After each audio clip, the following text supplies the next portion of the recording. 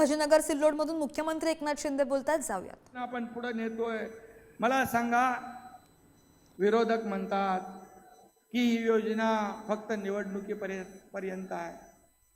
मी आपल्याला सांगतो, ही योजना सुरू करायला आम्ही 1 वर्षापासून याचं नियोजन करतोय. 1 वर्षापूर्वी काही निवडणुका होत्या? आम्ही लेख लाडकी योजना 1 लाख रुपयाची 8-9 महिन्यापूर्वी सुरू केली, तेव्हा काही निवडणुका होत्या? आणि मला सांगा, निवडणुका झाल्यानंतर देखील ही योजना सुरू राहिली पाहिजे ना?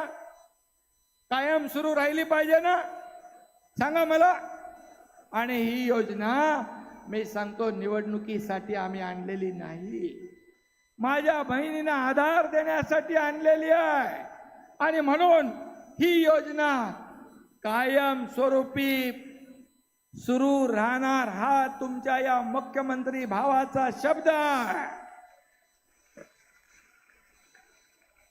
विरोधकांच्या पोटात दुखलंय, त्यांचा पराभव दिसू लागलाय, म्हणून कोर्टामध्ये कोणाला तरी पाठवलं त्यांनी.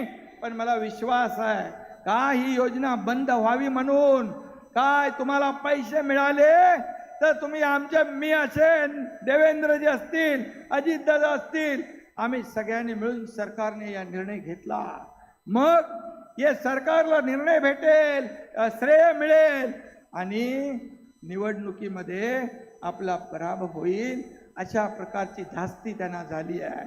आणि म्हणून कसंही करून या योजनेला बदनाम करायचं, या योजनेला खोडा घालायचा, या योजनेसाठी कोर्टामध्ये जायचं, या योजनेसाठी स्टे घ्यायचा, अशा प्रकारचा प्रयत्न त्यांनी केलाय. पण मला विश्वास आहे, माझ्या लाडक्या बहिणींवर कोर्ट, न्यायालय देखील अन्याय करणार नाही, तो देखील न्याय देईल.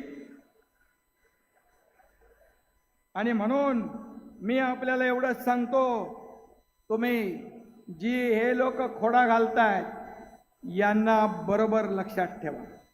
हे कपटी सावत्र भाऊ आहेत. हे सावत्र भावांपासून सावध राहणार ना तुम्ही?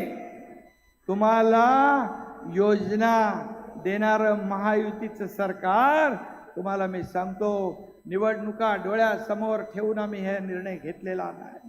ही आमची प्रिंटिंग मिस्टेक नसणार.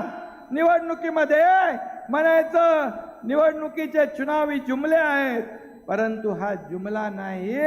खऱ्या अर्थाने आपल्याला कायम स्वरूपी सर्व जातीपातीच्या महिलांना ही योजना लागू होणार आणि ती कायम सुरू राहणार, हा माझा शब्द आहे.